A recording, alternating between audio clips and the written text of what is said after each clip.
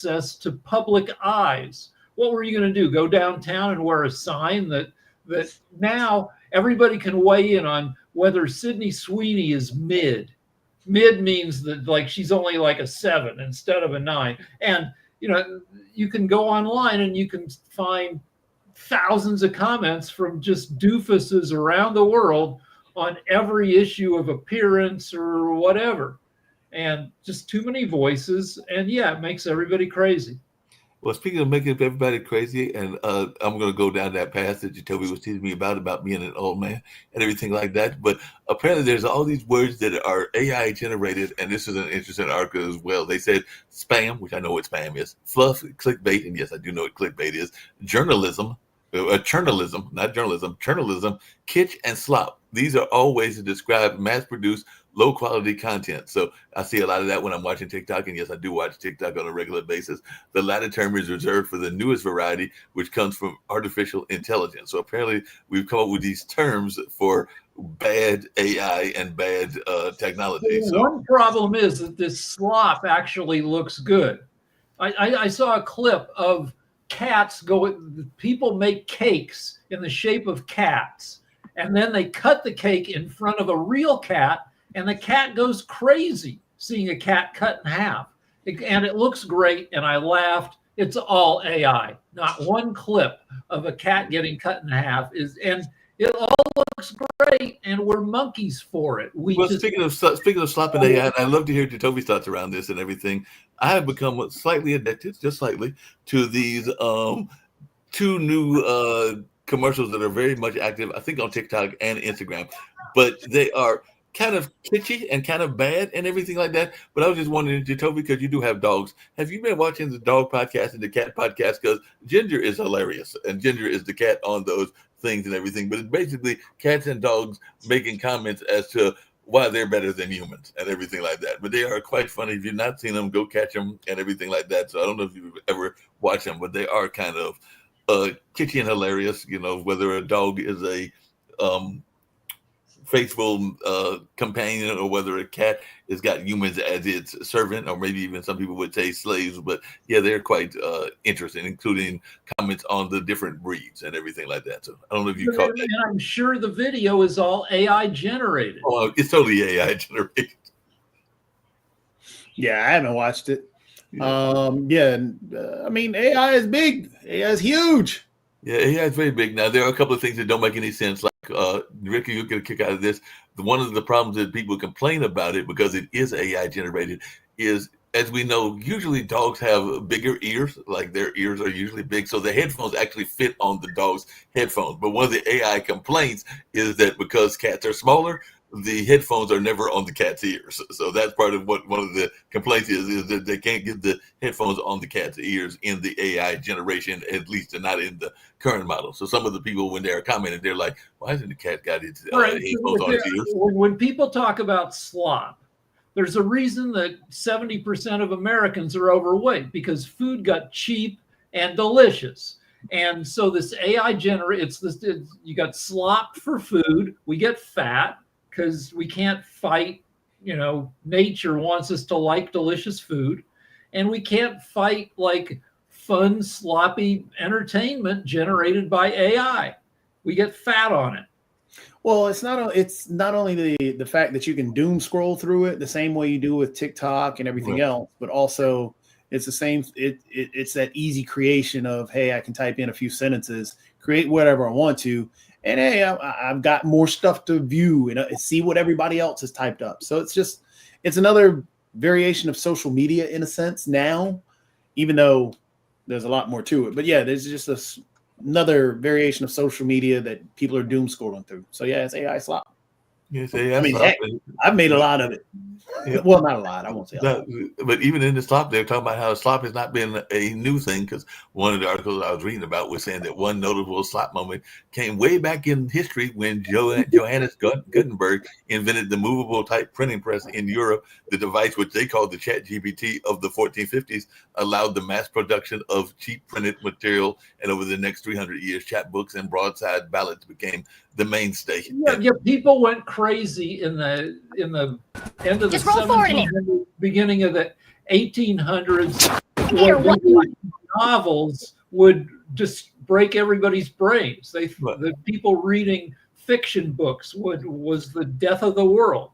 So we'll learn to deal with this shit. Yeah, we'll learn, because they even gave another example of a slop generator of its time, because they were saying in the early 1700s, a growing reading, public, and coffeehouse network created steady demand for text, giving rise to what was then called Grub Street, the slop generator of its time. And the name belonged to a London area with printing shops, booksellers, and cheap lodging, where impoverished writers regularly turned out pamphlets, satires, political tracts, sensational stories, and hack journalism. So they were basically doing in a confined area what we're now doing all over the web and everything like that. So it was a more confined version. But they said that from Grub Street came Daniel Defoe, Eliza Haywood, and Jonathan Swift, who all wrote for that Virgin and Market. So it's not something new. It's been going on for a while. We're just doing it in a new form and format.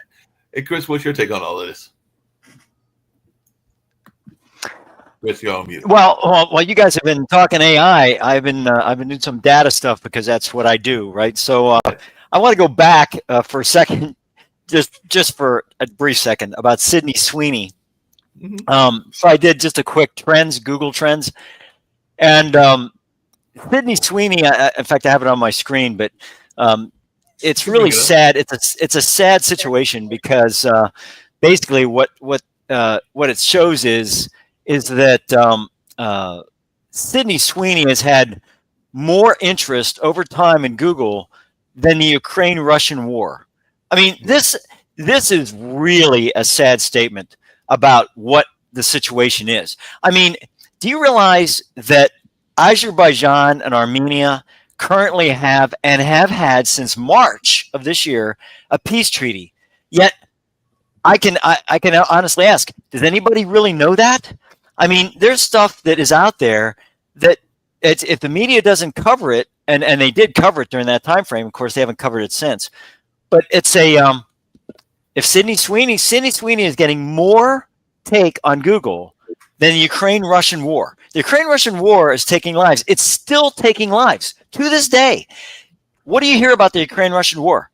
I mean, is it headline? You know, the old "if it bleeds, it leads" thing. I haven't heard anything about the Ukraine-Russian war other than the Tomahawk missiles. Sasha, have you heard anything from your compatriots over there in Ukraine about the Ukraine-Russian war? What's going on? What the situation is? We have a regular show here on the network where we keep track of it. Yeah. I mean, I know, and that's good. That's good that we do that. But I mean, I don't see anything in the media. Nothing. I mean, Chris, I understand you asked me a question, right? Yes. Okay, can I answer? Yes, absolutely, please. Ukrainian-Russian war, it's the most geopolitical situation in the world. It can escalate to the world war. It can affect U.S. ability to conduct its foreign affairs anywhere from Venezuela to China to just name it, even Far East or Middle East or whatever, it doesn't matter. So this is how important it is. And you're saying that the media doesn't pay a lot of attention to that? Because media cannot make any money on it. They want to show you something that they can eyeballs, they can get clicks, they can get they cannot milk Ukrainian war on that. So you, as an intelligent person, have to know that. Therefore, your question is very misleading. It doesn't make any sense at all. Fair enough, and everything like that. Hey, Chris, so just really quickly. Just want to kind of tie into that though. The thing is, this is another thing that we can tie into. Agreed. That we can tie into not only age as a cultural thing, but also that I don't know if the Google Trends mark is the way, or the market of the graph is the way to really tell what a huge priority set is. Because, for example, you can compare the Ukraine war to 6-7. Do you guys know what 6-7 is? Yep. Yeah. 6-7. Yep, I got it. My 5-year-old grandson had to explain it to me. 6-7 is higher than the Ukraine war. 6-7 is higher than Sydney Sweeney. So these things, these are just the blips in time. And guess who uses the internet more than old people or young people? So you're looking at more young people trends. Yeah. You're looking at more young people trends than the older atmosphere or the older crew. So I mean, it's just a cultural thing more so than anything, I think. Yeah, I think you're right.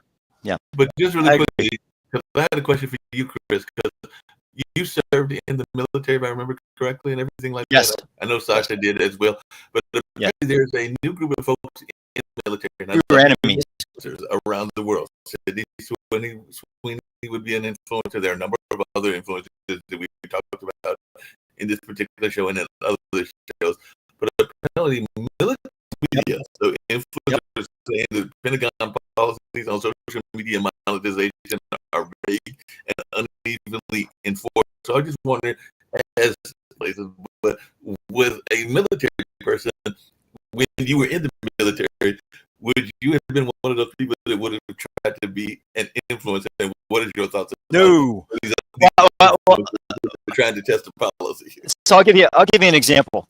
So when I was a Daughters of the American Revolution in some town in Pennsylvania, so I went there, and there were probably 100, maybe 150 women there. I was giving a talk on women in the military, and I had a talk about women in the military. So I was introducing her. And as I was introducing her, a woman literally got up out of her seat, and she goes, "Colonel," she goes, "what do you think of Bill Clinton? Isn't he a no good adulterer? Isn't he just some bitch? You let pick my commander-in-chief." The election picks the commander-in-chief. I have no comment on what I think about the commander-in-chief. I take his orders, and I go from, she sat down, and they taught us very well about that, especially the public affairs people. They said, do not ever comment on what you comment, because you don't know what other press people are going to be there, what kind of quotes they're going to get from you. And let me tell you something, you do that, you're going to be out of the military. And that for military officers, not enlisted people, but officers. If you make a comment about any sitting elected official, in the be court-martialed, and you can be judged out of the service. It's Article 34. So I mean, it's become much looser now, because they're saying that someone like Marine First Lieutenant Kagan Dunlap have appeared, and Vice President J.D. Vance, and apparently the Army had a program called the Creative Reserve Pilot Program, which taps Soviet influencers for help with recruiting in marketing and help recruiting and marketing. And they're saying that all or content style, that's the thing that I'm saying, we talk regularly here on the media show, operate in a murky space between personal branding and military ethics, which is what you're getting to. So some are lighthearted or sexualized or irreverent posts. I'm sure some even make political posts and everything like that. So across the ranks, Pentagon's policies on social media are vague and unevenly enforced, leaving student troops eager to grow their following. But where's public affairs officers that was in an article in the Business Insider? But it sounds like very confusing. Right. The Pentagon, when it comes to this kind of stuff, is in disarray. Hegseth is a Fox News commentator. He had a weekend show. Our president is a reality TV star. So yeah, things are going to get all muddy, and that'll be that for the next 3 years. Things will continue to be muddled that way. I'm sorry, I'm laughing because there was apparently like one of the bullet points, and there was a soldier that said he built a side hustle on his TikTok and Instagram. And Chris, I hate to tell you this, but he says it now is paying better than the Army. So the Army, a lot more money as a TikTok and Instagram influencer than he was in his duties in the military and everything like that. So that was something I saw that was kind of humorous to some degree, because they're even saying that a lot of them get out of the Army right now, and one of them, according to this Army Colonel Chris Stallings, who oversees the Paul's Creative Reserve Program, got out of the Army and were making $70,000 a video. So that's per video, Yeah. not just per Yeah. one video, but per video. So I mean, once you're out, I just looked it up and to see if there's stuff like this, and I was right. There's a Instagram account called Best Curves in the Military, Mhm. and it's thirst traps from at least some female military personnel. Like, I'm in the Army, but also here's my butt. well, let's get real with that. So there was recently a winner of a beauty contest who was an Air Force Academy grad or whatever it was, and they bragged on her that she won this beauty contest and she is Top Gun, she's a fighter pilot, and that was just a bunch of bullcrap. She had a pilot slot. And the way the Air Force Academy does it is that they send their people while they're waiting for the pilot slot to come active, is they send them to grad school. So she hadn't completed 1 hour of jet training or anything else from that standpoint. But yet she got big time public affairs push because she won a beauty contest. So I don't understand what that has to do with being an officer in the military or being a good pilot. But by God, they put those all together, you know? Yeah, but I mean, so yeah, it's just the battle for eyeballs. So, speaking of battles for eyeballs, and I think I had an account at one point, and I probably still got it somewhere. But how big, Toby, is a Reddit? Because I saw that Reddit got put on the ban of social media bans out of Australia, and I know we've not seen Shaquille in a while, but I was just wondering because I've heard people reference it a lot, almost as much as they do TikTok and Instagram. But how big of a source, as one that studies the market, is Reddit? Studies the market. Well, I mean, Reddit is definitely still big. It's always one of the older social media platforms. But when you're talking about battle for eyeballs are money. Yep. So that's what it's about. People are trying to make money. You have social media influencers that are making millions on millions of dollars. And it's an easy way to make millions upon millions of dollars because the click that Rick just gave, best curves in the military, whatever. Yeah. Might put them over that $100,000 click mark. And you know what? And they can monetize it. Yep. Monetization. Yep. You're right, Joe. And that's the sad part is where we're going. That's where we're going with a lot of this stuff. And that's where, as Rick, you pointed out, that's where Pete Hegseth came out of. That's where Patel came out of. All these people that are coming out of that's why they're trying to get to first. I put this out, so now I can get my clicks. What's going to happen when they leave these positions now? They're going to monetize off of that because they're going to have their clicks. Oh, heck yeah. Their base. That's all it's about. Yeah. So I'm looking at this account and it's crazy. It's a lot of split screen shots. Here's me in my uniform. And then on the other side, here's me in a bikini with my butt out. And it's like, it's just so, I mean, that's the modern. It's just not the, yeah. And as a prior military person, I'm really embarrassed for individuals in the military that keep their head and the ones that don't, and the ones that sit back and go, I'm going to capitalize, monetize, whatever you want to call it, off of the military. And to me, it's kind of like, I think that Hegseth might be doing this the wrong way. I think Hegseth should go out there and say, if you're going to monetize, guess what? The Department of War, Department of Defense, whatever you want to call it, is going to take 20% of your monetization. If you're going to monetize this and you're still in the military, we're going to take 20% of that. Now, we can either take it out of your pay, which is fine, we'll garnish your pay, or you can give us 20%, one of the two. And you start making money. You can actually make a revenue stream out of this whole thing. Maybe the Department of War can pay for themselves. $900 billion? $900 billion bucks. You can make it work. By that note and everything. What do you think, Jacoby? I did see a positive article and then I want to hear from Jacoby as well.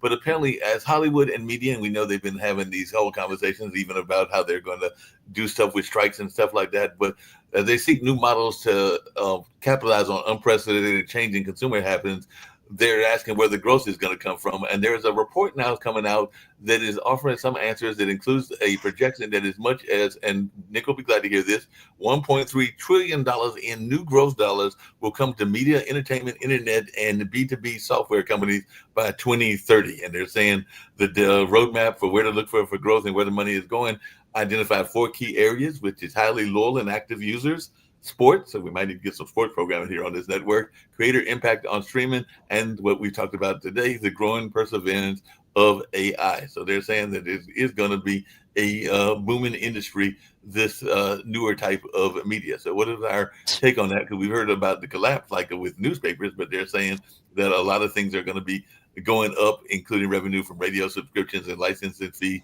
recorded music, book publishing, magazine publishing, video games, film entertainment, TV subscriptions, and a lot of other things. And well, everything's going to smear into everything else. Right now, Gen Z spends an average of 4 hours a day on social media. Right. And when we start wearing VR, AR glasses, when you can, if you like a show, an IP like Star Trek or Star Wars, and you want to live in that world, and you can do it in VR, we'll see all that. That movies and video games will all have their worlds where you can have a virtual life in those worlds. And Rick, this is surprising me, and maybe it's going to surprise Toby as well, but apparently one of the experts on this article, I think it was in MSN, was saying that we're going to see a rise, because I thought we were seeing a decrease in viewing time, but they're saying that we're going to see a rise by 21 minutes, so from 6 hours and 12 minutes in 2025 to 6 hours and 33 minutes in 2029. So they're saying that video is eating the internet. Everything is becoming video, whether it's social, podcast, shopping, even AI. But I was thinking that we were going down, but apparently we're going up. Well, traditional TV, like broadcast TV, stinks now. Broadcast, Jacoby talks about the olds. Broadcast TV is for the olds. The average CBS user is 68 years old. And the programs younger than me? Well, you try watching those shows, and everything is explained a little too much, because the 68-year-old viewer might not, or the less educated viewer who can't afford, the fancy streaming services. I have to get the drool off me. Hold on. But again, there was a song about this, and it still holds true. You guys, it came out in your era. Well, actually, past your era, but after your era. But it was a song back in, what was it, the 80s, I think it was. I was in college in the 80s, so that was my era. The radio star. Exactly. And so how are you talking about, why are we shocked that viewing videos are going up on the internet? I mean, this is just the way it's going to go. There's going to be another plateau that we're going to reach that's going to kill video, because once Rick, you talked a little bit about this. Once AR and VR starts coming and really hitting, because you have Ray-Ban that's created some glasses that are sitting where you can put your viewing stuff right there. Once that becomes more accessible for more individuals, where it's not like $700-800, because Microsoft and all of them put out these VR helmets, Oculus, yep. Everything else. Yep. I mean, even before Oculus, there was a ton of stuff like Google. Yeah, you're right. You're right. Years ago. And it's going to be the whole world again. I can't wait for Sasha. Sasha's my other senior here, other than Mark. I want to hear this. A lot what you discussed so far about artificial intelligence. You were discussing TikTok, eyeballs. By the way, you were talking about Reddit a little bit. But I want to explain to you what's a huge difference is between Reddit and TikTok. So you're talking about eyeballs, and eyeballs create a lot of advertisers. So the money will fly from this pocket advertisers to those who run TikTok and so on. And it's great. How you can benefit from it? Why are you talking about the stuff that you cannot touch or smell or do anything about it? It's garbage. You build garbage on more garbage and even more garbage.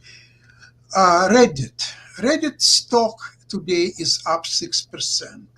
Reddit is a very serious audience where there is a lot of contributions and very high quality contributions from its audience. So you can learn something from Reddit. You can be entertained if you choose so. But I'm using Reddit to educate myself about the stock market events, about trends, about the stocks. And there are a lot of very highly qualified people who participate in the discussions there. So now maybe they don't have so many eyeballs as the TikTok has. But trust me, it's the same if you compare Rolls-Royce to some kind of Chevrolet vehicle. This is comparison between Reddit and your Chevrolet so-called TikTok. This is what I wanted to mention. I wanted to chime in on this AI thing, especially that. And Rick, you mentioned I think it was a couple of weeks ago about drones and AI and drones, those types of things. I'm going to tell you right now that I think Ukraine, going back to Ukraine for a second, going back to Reddit and TikTok and the rest of this stuff, is that the drone wars that are coming, I think that what's happened is that we've sat back and we're sitting back with the Department of War spending billions, literally billions of dollars on each jet, the F-35 specifically. And the Ukrainians are putting together these drone swarms. And these things are really, really destructive.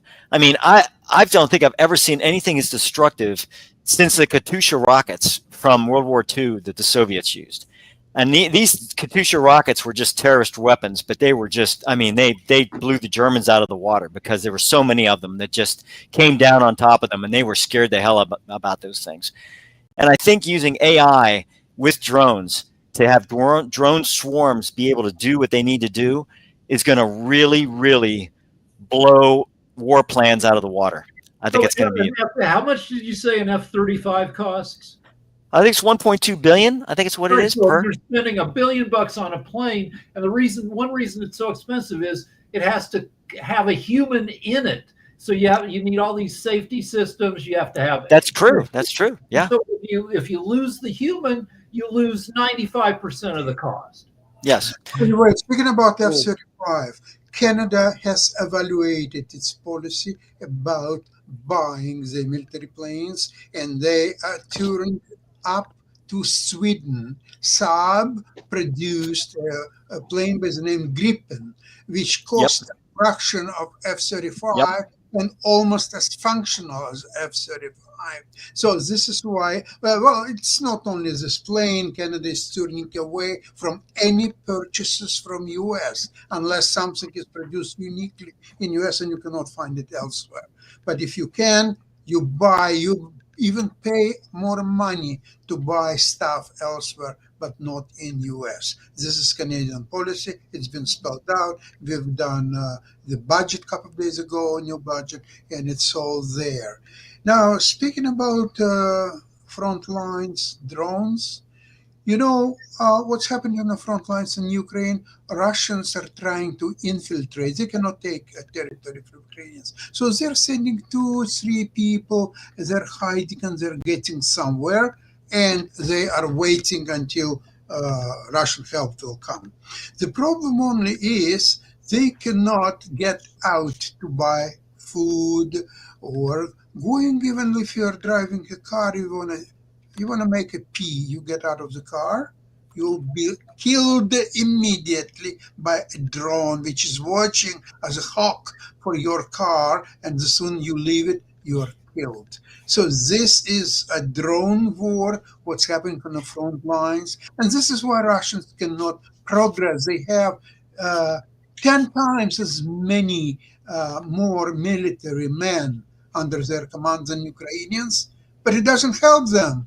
You have more men, you will lose more men. That's all what it means. They are continuing their meat attacks. When they send 100 people, Ukrainians killed 98, 2 people are coming back, get 98 more people, and another attack. And they have 5, 6 attacks a day. So this is why sometimes people are surprised why Ukrainians defending places like Prokofsk.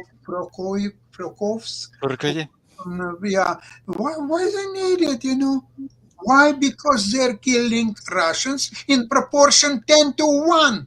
This why they are holding these places. Understand?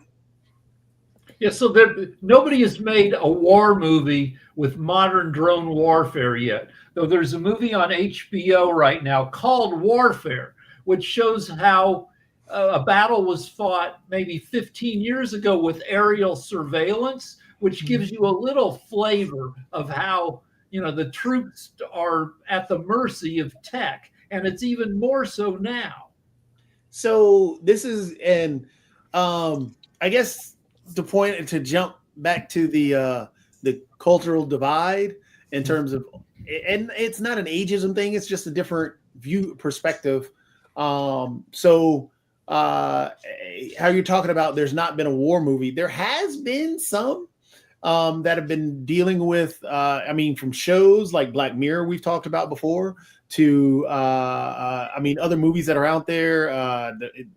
There was one with Tom Cruise, and I can't think of the name of it right now, like Day After Tomorrow or something. Right. Yeah. Great movie. And so, but a made-up movie. But everything's gonna be made up. But one thing that I think where gamers come into play, and this is where the whole gamer world is. All these things that we're talking about, these are things that are in games. These are things that these individuals are having to deal with. When you're talking about the drone wars, there's a game that just came out that Ark Raiders, which is a brand new game, just hit, and it's an extraction game. It's a post-apocalyptic setup where you're living basically in caves beneath, because what's taken over? These drones you're talking about.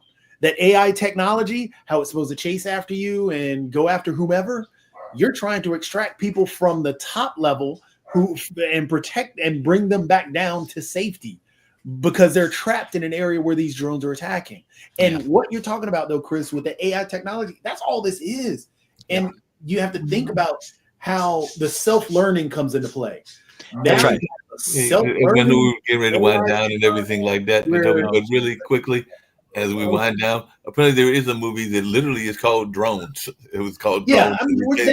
Again, there are movies. It just came out. I think it's supposed to be released this year and everything. It was directed by Simon Boyson and features a young student named Emily who becomes entangled with a mysterious drone that follows her. But they did say that it was and the movies are one thing, but again, dealing with the video games and how individuals are interacting in that world that you're talking about.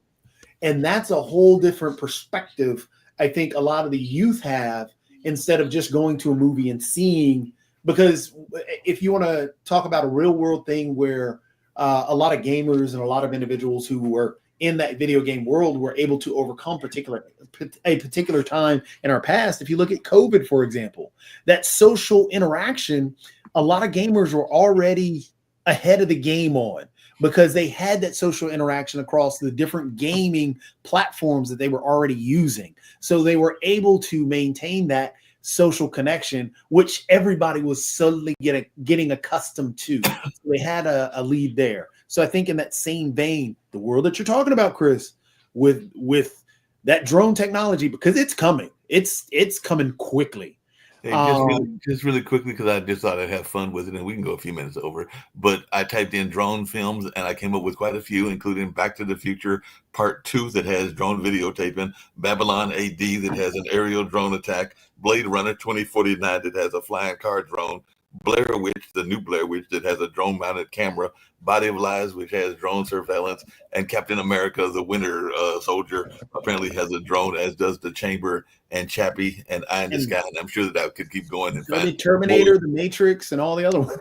But I stand by my point that there's no movie out yet that shows how drone warfare is being used in Ukraine, where not in Ukraine. That is a battle that we haven't seen.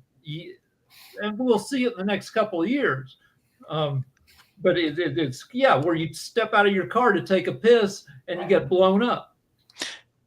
I've actually I shouldn't even say this, but I've actually seen that. I've actually seen that. I've seen that happen. I shouldn't. I can't tell you where or when, but I've actually. It's kind of really weird when you see that happen live. It's the weirdest thing ever. I'm sure it But, is. yeah. I want to tell you something just read on Reddit. The well-known investor Mike Blurry, who was part of this movie Big Short, where he predicted that the market of real estate will collapse and he made a lot of money and all that stuff. So lately, he said the two stocks, particularly Palantir and Nvidia, are highly overpriced, and he predicted that they should go down and you should not touch them, or so on. Maybe he's right, maybe not. But what one Yeah. commentator said is that he can't believe how many billions of dollars people didn't make by staying away from both Palantir and Nvidia, and where this people's futures were absolutely ruined by the fact that they don't have these stocks, and they missed a great events in the last few years by not owning these shares. Yeah, it makes sense. Before I get ready to play the exit and everything along those lines, Sasha, are you going to invest? Because we are coming up on the holiday season on any of the e-commerce sites such as Amazon, TikTok, and eBay, or is that something that you don't think is a smart move? Because definitely a lot of people, when I was looking at stuff around streaming and the creators and what they're doing, it's a lot of that e-commerce stuff. So I just wonder, is that it's something that you think of when you're looking at investments, those e-commerce companies? Mark, these three companies that you mentioned, they're very different companies, and there's very different investments characteristics are in each of them. Number one of these three, I would put Amazon, because it's part of. I don't think they're not in Magnificent Seven, but close to it. But I think they are part of Magnificent Seven. So they have a lot of ways to make money, and they are making money all the time. They're somewhere close to their high prices, but they could go much higher still. The other two, eBay, they're very specialized stocks, and I don't feel comfortable to recommend them.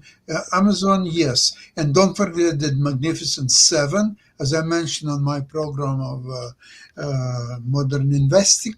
The 7 stocks are responsible for 95% of rise of S&P 500. So you may divide it 500 S&P stocks in two categories: Magnificent 7 and 493 useless ballast that is good for nothing. But people, because their inability to think for themselves. So there's a S&P 500 represents the all-American economy. Really, 493 stocks that are going down a year after year after year represent American economy? What about 7, Magnificent 7 stocks? I think they do represent today's American economy. And numbers show. Yeah, that makes Okay. sense. Yeah, I think the commonality that I was looking at was the e-commerce, because it is the holiday season and all along those lines. So that's what I was thinking about when I mentioned their commonality. But yeah, on that note, we can get ready to get on out of here. And we've got the Hey, guys. timeshare show that'll be coming, but they are in the rerun season, I think, till the first of the year, if I remember correctly. But we're going to get on out of here. Chris, it's good to see you. Thank you. Thank We'll you see so you much, back. guys. See ya. Bye-bye. Bye-bye.